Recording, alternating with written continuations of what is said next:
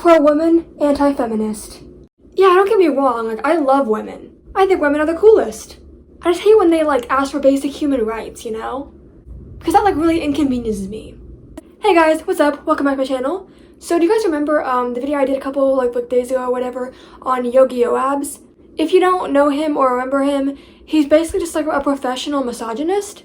No, I don't think letting women vote and have too much of a voice has been a good influence for society. Yeah, that guy.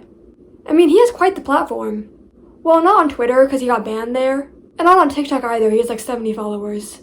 But he has 50,000 subscribers on YouTube, so he's got a pretty decent platform, I would say. And with a decent platform usually comes merchandise, which, like a lot of things that YouTubers attempt to do, often ends poorly. In yogioabs' case, he has decided to express his deep love for patriarchal societies and his false sense of superiority in his merchandise. And I'm honestly living for it. So let's take a look, shall we? Okay, so his website comes with this little intro about how this sexist revolution is coming, or like whatever. Modern culture does not want you to find this website. It wants you to keep this a secret. I disagree with that. I want everyone to find this website, because it's freaking hilarious.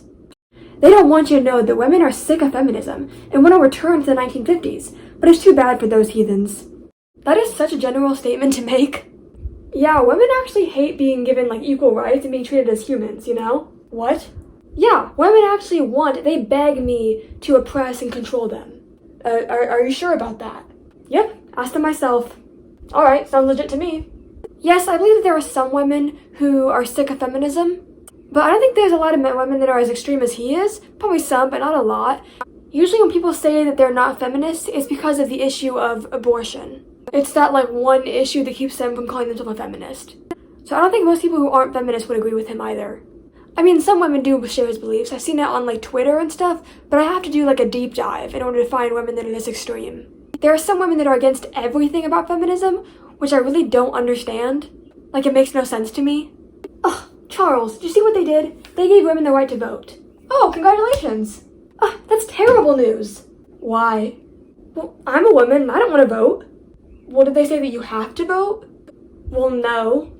Okay, so you can still be a stay-at-home mom who doesn't vote and lives a very traditional lifestyle, right?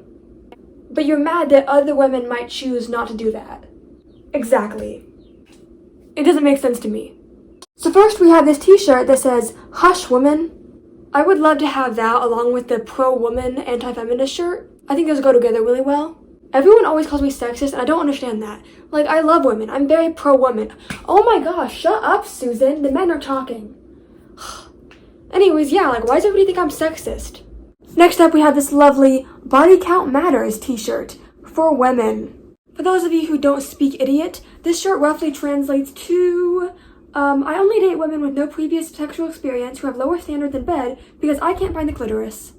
Rough translation. He's made several videos about like how body count matters and whatnot, and how women who do sleep around are whores and need to repent. But I saw that video that he made about one woman who like tweeted something about how she has slept with a lot of guys, and he was like, well, that's not very impressive because men will literally screw anything. Even animals. Well, what do we have here? A young woman telling the world on a public platform that she's had a lot of men inside of her. Look, this woman is missing one important piece to the puzzle of how a man's mind works. This woman thinks that men want her, but they actually just want her whole, because it seems really easy to get into. You see, it's kind of like going to a coffee shop. Men find one that's open, available, just has to have decent quality coffee. They go buy the cup of coffee, they drink that cup of coffee, then they throw it out. They can go back to that coffee shop if they want, but they don't have to have any loyalty to it. Throughout history, men have bought coffee from goats. They've had sex with goats. It's not a compliment if men want you sexually, but to get them to fall in love with you, now that's an accomplishment. And aside from the deeply disturbing fact that he might have been confessing his own bestialic desires, wouldn't that make men the whores? Like, if being a whore is just sleeping around with different people, and he's saying that men will literally screw anything, wouldn't that make men the whores? Why is he preaching to men about body count? Like, don't get me wrong, I don't think the body count matters in general. Like, as long as everything's safe and consensual, I don't think it really matters that much. But I especially don't understand why it would matter for one gender, not the other.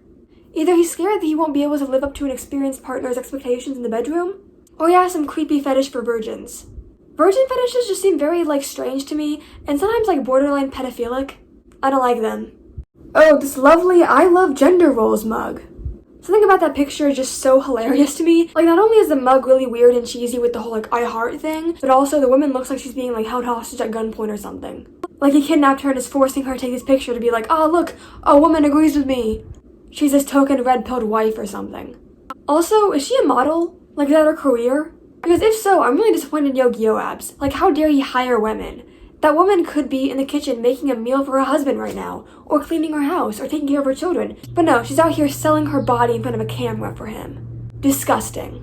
I don't need to see your butt on Instagram. He does know that, Instagram gives you, recommended content, right? For example, most of my content revolves around the things that I'm interested in. It's either veganism, or activism, or memes, or, mental health stuff. Things that I'm all interested in, because it knows what I like. Sometimes it gives me, diet and weight loss advice, because it's oh, she's vegan, she must be on a weight loss journey. And I'm no, but I do hate my body, so thanks for that. But I don't get a ton of pictures of, shirtless men, because I don't look at shirtless men, because I don't think shirtless men are attractive. So if you're not looking at a bunch of Instagram models, or women in revealing clothing, then why is it on your feed? Maybe if you were looking at more godly content, then you wouldn't be seeing all these butts, yogioabs. I love misogyny. Oh my gosh, I can't with this shirt. It just looks so weird. I don't know if it's the cheesy I heart thing or the font, but it looks so awkward. It looks like the matching t-shirts that you and your friends would wear on twin day in middle school or something. That you made yourself. He did not put a lot of effort into these at all. If you want to make t-shirts that you think will be, offensive, you can, and sometimes they're kind of funny. Not racist or homophobic ones or anything like that. But I was at Goodwill once, and I saw this, this shirt. It was about, I guess it was, going against gun control or whatever, and it was oh, not everybody needs an AR-15. Well, no one needs a whiny little B word either, but here you are. And obviously, I don't think that people need AR-15s, but it was a funny shirt, and I laughed at it. It was really funny. But if I saw this out in public, I wouldn't be amused or offended. I would just be confused.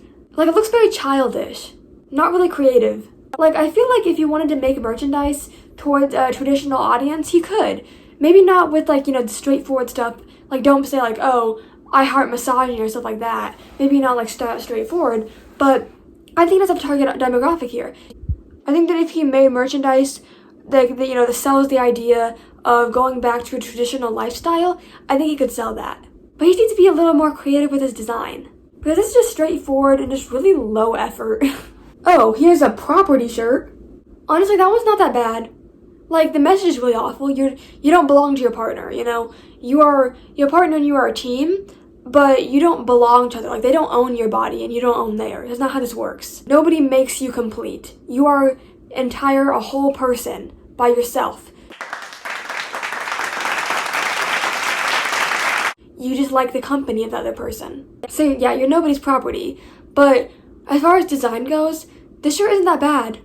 Honestly, if I saw it out in public, I probably wouldn't even understand that it's sexist. I probably think that property is some edgy band or something. Especially with the black shirt, I would think that it's just some emo band. Maybe I'm just stupid, but that's what my first thought would be. Not a feminist. Congrats. That looks so aggressive. No, I am not a feminist, Susan. I don't think you should vote. I think you're too emotional to vote. Even though I'm the one screaming right now. And you know what else? I don't think you should have a job. I think you should be at home cooking for your husband right now. Maybe if you had stayed home, I would have gotten that promotion instead, Susan. How about that, Susan? I feel that's something an edgy 13-year-old boy would wear to school to trigger all the libs or something. Raise girls to be girls. I'm assuming that's in response to the whole raise girls and boys the same thing. I mean, obviously some things will be different. Having the talk will be different. They might play with different toys. They might dress differently, stuff like that. But in general, the message is, you shouldn't, accept certain behavior in one of your children because they're a boy and not accept the other behavior because they're a girl or something. You shouldn't lecture your daughter for doing something bad and then turn around and say boys will be boys when your son does it. Or you shouldn't teach boys and girls how to do different things. You shouldn't teach girls how to do household chores and then not teach your boys how to do that. Or you shouldn't teach your son how to fix a car and then not teach your daughter that. You shouldn't let your daughter sign up for ballet and then not let your son sign up for ballet. In general, just raise girls and boys with the same morals and let them be who they want to be. Don't tell them that they can't do something because of gender stereotypes. Virgins do it better. That mug confuses me. First of all, isn't your first time supposed to be kind of bad? Like, not that good because you're both inexperienced? And you're just now figuring out how it works? If anything, wouldn't a non-virgin be better at sex just because they've had more practice at it and they know what they're comfortable with and, like, what they like being done to their body? That just seems like common sense. Are you saying that virgin women do it better? Or, like, virgins in general? Maybe you think that virgins are better because you have some kind of corruption kink or something? But I can't imagine two sexually inexperienced people being really great at sex for the first time. I'm a virgin, I doubt I'd be good at it the first time. Also, does that mean that if you marry somebody, sex will just be really bad from there on out? Like on your wedding night, if you're both virgins, it'll be like super good. And then every time after that, it'll just get worse and worse and worse because virgins do it better. And the more experience you have, the worse you are at it, which makes just no sense. Are you saying that you basically only had one good sexual experience your entire life? Because that's depressing. This is confusing. Toxic masculinity rocks. Sir, that's a bit of a oxymoron there. If something is toxic, that means that it's inherently bad. If someone told you, hey, this liquid over here is really toxic, you wouldn't say, oh, cool, can I drink it?